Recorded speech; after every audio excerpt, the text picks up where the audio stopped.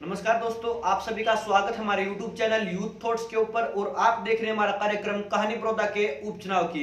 इसी के बीच आज कहानी सुनाएंगे आपको जेजेपी प्लस बीजेपी गठबंधन की। जिस तरह से बड़ौदा के अंदर उपचुनाव होने वाला है, उससे पहले दोनों के विचार नहीं मिल रहे हैं, तंग दिखाई दे रहे हैं, दोनों की बातें हम आपको सुनाएंगे। उससे पहले अगर आप हमारे चैनल पर पहली बार आए हैं तो नीचे दिए गए लाल रंग के बटन को दबाकर अभी हमारे चैनल को सब्सक्राइब कर दीजिएगा।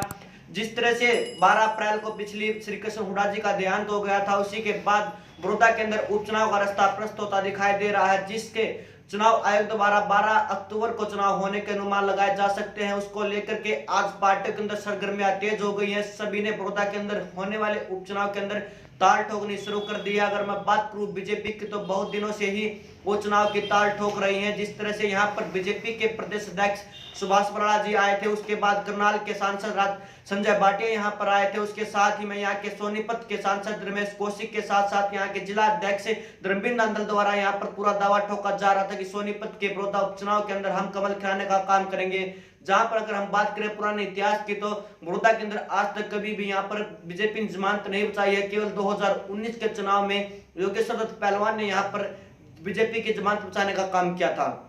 लेकिन आज हम बयान की बात करते हैं जेजेपी के सुप्रीमो के साथ साथ पूर्व सांसद अजय सिंह चौटाला की, जो कल यहाँ पर गोवाना में आए थे। उसके बाद उन्होंने जो विचारों के बाद यहाँ पर कार्यकर्ताओं के साथ कार्यकर्ता मीटिंग रखी थी। कार्यकर्ताओं के सवालों के जवाब देते हुए अजय सिंह चौटाला ने जो बीजेपी के सभी प्रश्नों के ऊपर विराम लेते दिखाई दिए। जिस साथ कार्यकर्ताओं द्वारा इनके अजय सिंह चौटाला से सवाल किया गया था, क्या यहाँ पर बीजेपी पार्टी चुनाव लड़ने का काम करेगी या जेजेपी किसके हक में ये सीट आएगी, तो जेजेपी पार्टी के सुप्रीमो पूर्व सांसद अजय सिंह चौटाला ने पूर्ण रूप से कह दिया कि यहाँ पर जिसने 7 योजनाओं तक लगातार राज किया, 32 वर्ष तक यहाँ पर जिन्होंने राज किया, यहाँ पर अगर उसके साथ की बात करें तो 2 बार यहाँ पर दूसरे स्थान पर रहे, और तीसरी बारी अगर बात करें तो हम नई नवेली पार्टी भी तीसरे स्थान पर अपना स्थान बनाए रखी। लेकिन यहाँ पर किस मुंह से बीजेपी पार्टी अपना चुनाव लड़ सकती है, जहां पर कभी बीजेपी ने अपने चुनाव के अंदर अपनी जमानत तक बचाने का काम नहीं किया है। तो उसी के ऊपर जिस तरह से कल अजय सिंह चौटाला ने अपना प्रबल दावा यहाँ पर दिखाया और उम्मीदवार की तरफ भी कुछ इशारा करते उन्होंने यहाँ पर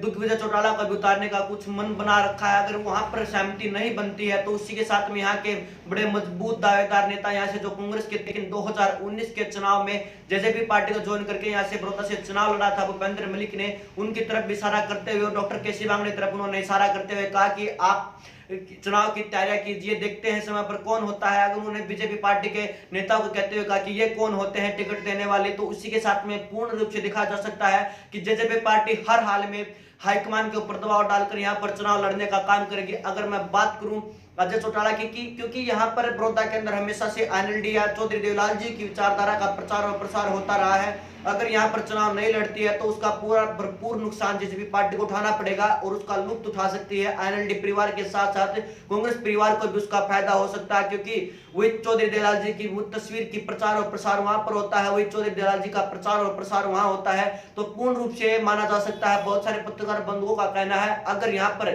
जेजेपी पार्टी खुद चुनाव में नहीं उतरती तो यहाँ के जेजेपी पार्टी के कार्यकर्ताओं का वोट बैंक किसी भी हाल में बीजेपी के हक में नहीं जाएगा।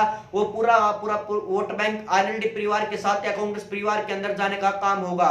लेकिन अगर यहाँ पर चुनाव नहीं उतारती है तो पूर्ण रूप से जेजेपी पार्टी को बड़े नुकसान की भरपाई करनी पड़ेगी। आने वाले चुनाव के अंदर इसका नुकसान उनको भुगतना पड़ेगा और यहाँ पर आने वाले समय के अंदर कार्यकर्ता नाराज दिखाई दे सकते हैं, क्योंकि जिस तरह से मान धर्मशाला और भूपेंद्र मलिक के आवास पर कार्यकर्ताओं के अंदर उत्साह और जय जयकार के नारे यहाँ पर दिखाई दे रहे थे, जिस तरह से उत्साहित कार्यकर्ता दिखाई दे रहे थे कि यहाँ पर अपना उम्मीदवार उतारा जाए और चुनाव लड़ा जाए, अगर उनकी नहीं मानी गई तो दूसरी तरफ सभी कार्यकर्ता भी इस बात से नाराज हो सकते हैं। देखते हैं क्या रहता है हाईकमान का फैसला। उससे पहले आपके मन में क्या सवाल है कमेंट बॉक्स के अंदर जरूर दीजिएगा।